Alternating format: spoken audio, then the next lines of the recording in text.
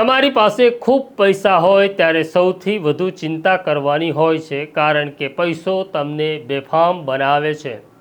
આવું જ અમદાવાદના એક બિલ્ડરના પુત્ર તથ્ય પટેલનું થયું। તથ્ય પટેલના બાપ પાસે અઢળક સંપત્તિ હતી, પણ દીકરા તથ્યને સમજ આપવાનું કે માણસ રહેવાનું છે તેવું કહેવાનું તેના પિતા ભૂલી ગયા, અને એટલે જ પોણા 3 વર્ષ પહેલાં અમદાવાદના એસજી હાઈવે ઉપર એક મોટો અકસ્માત થાય છે, જેમાં 9 લોકોના મોત થાય છે। તથ્ય પટેલ પોણા 3 વર્ષથી જેલમાં હતો। હવે સુપ્રીમ કોર્ટે કહ્યું છે જામીન આપો, અને જામીન મળ્યા છે તેની વિગતે વાત કરવી છે। વૈષ્ણવજન તો તેને કહીએ જે પીડ પરાઈ જાનાને રે।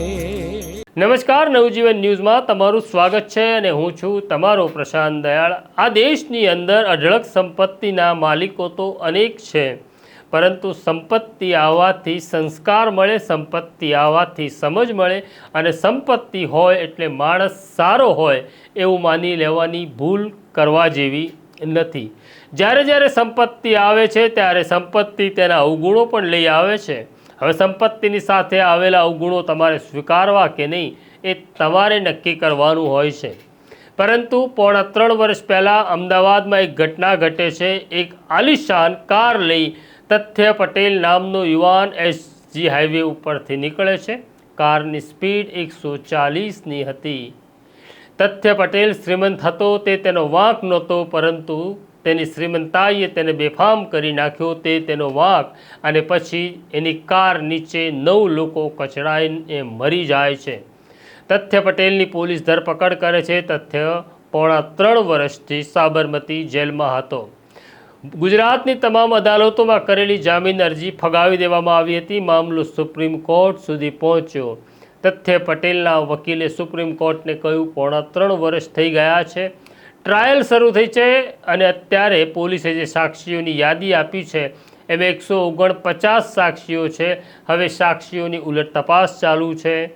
હજી માત્ર 30 સાક્ષીને કોર્ટ તપાસી ચૂકી છે, તો મારા અસીલને જામીન આપવા જોઈએ। સુપ્રીમ કોર્ટે કહ્યું જામીન લેવો, જામીન માગવો એ આરોપીનો અધિકાર છે। અમે અધિકાર તેને આપીએ છીએ, અને ગુજરાતની અદાલતને આદેશ કરીએ છીએ કે 6 મહિનામાં ટ્રાયલ પૂરી કરો। આમ તથ્ય બહાર તો આવ્યો છે, પરંતુ હજી ટ્રાયલનો સામનો કરવાનો છે, અને 9 લોકોના મોત થયા છે તેનો હિસાબ પણ અદાલત તો માગશે। અહીંની અદાલત તો માગશે જ, પરંતુ ઉપરની અદાલત પણ માગશે, કારણ કે સંપત્તિ તમને સ્વચ્છંદી બનાવે ત્યારે અનર્થો સર્જાય છે, અને તથ્યના જીવનમાં આવેલી સંપત્તિએ તેનું જીવન હરામ કરી નાખ્યું છે। ઘણી વખત એવું કહેવાય છે કે હરામનો પૈસો હરામી આદત શીખવાડે છે, એટલે હરામનો પૈસો આપણા સુધી ન પહોંચે તેની તકેદારી આપણે જ રાખવાની છે। આ પ્રકારની સ્ટોરી જોવા માટે નવજીવન ન્યૂઝ જોતા રહો, લાઈક કરો, શેર કરો। આ વિશે તમારે શું કહેવું છે કોમેન્ટ બોક્સમાં લખો। અત્યારે મને મારા સાથી દર્શીલને રજા આપો।